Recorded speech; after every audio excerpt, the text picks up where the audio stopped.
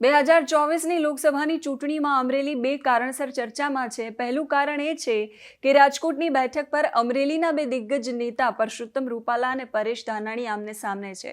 બીજી બાજુ અમરેલીમાં પણ ભાજપ અને કોંગ્રેસ વચ્ચે કાંટાની ટક્કર છે। કોંગ્રેસના ઉમેદવાર જેનીબેન ઠુમ્મર ભાજપના ઉમેદવાર ભરતભાઈ સુતરિયાને ટક્કર આપી રહ્યા છે। ભાજપના અભેદ્ય ગઢ ગુજરાતમાં કોંગ્રેસ 3 થી 4 બેઠકો જીતે એવી કોંગ્રેસને આશા છે। એમાં અમરેલી લોકસભા બેઠકનો પણ સમાવેશ છે।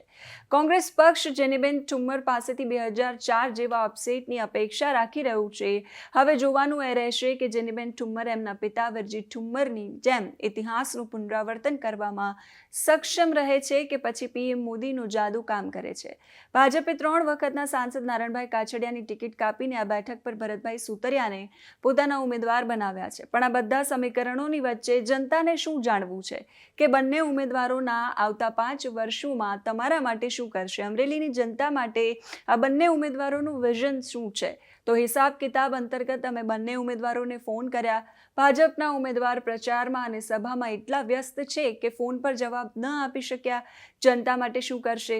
પણ જેનીબેને ફોન રિસીવ કર્યો અને 5 વર્ષનું એમનું વિઝન અમને જણાવ્યું છે। સાંભળો શું કહ્યું છે। 5 વર્ષમાં અમરેલી જિલ્લાના અનેક પડતર પ્રશ્નો છે।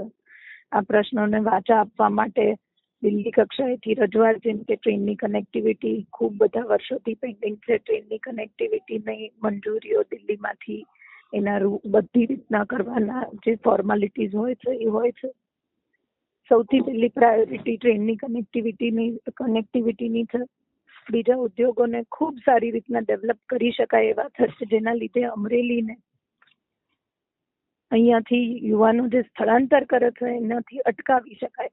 બગસરાનો ઇમિટેશન ઉદ્યોગ છે તો એને ડેવલપ કરી શકાય।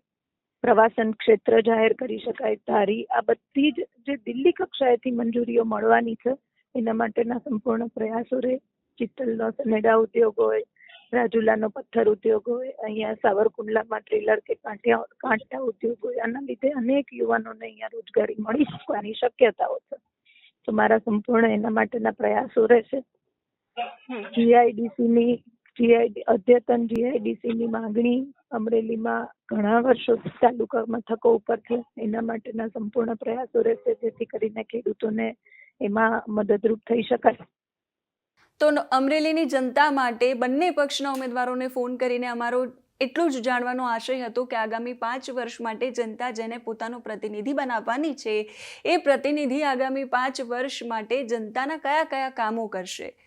જેનીબેને પોતાના કામો જણાવ્યા છે। આશા છે કે અમરેલીની જનતાને અમરેલીની સભામાં ભરતભાઈ સુતરિયાએ પણ કહ્યું હશે કે જનતા માટે શું કામ કરવાના છે। તમે આ મુદ્દે શું માનો છો? કમેન્ટ કરીને અમને અવશ્ય જણાવજો। અત્યારે આ વિડીયોમાં બસ આટલું જ। નમસ્કાર।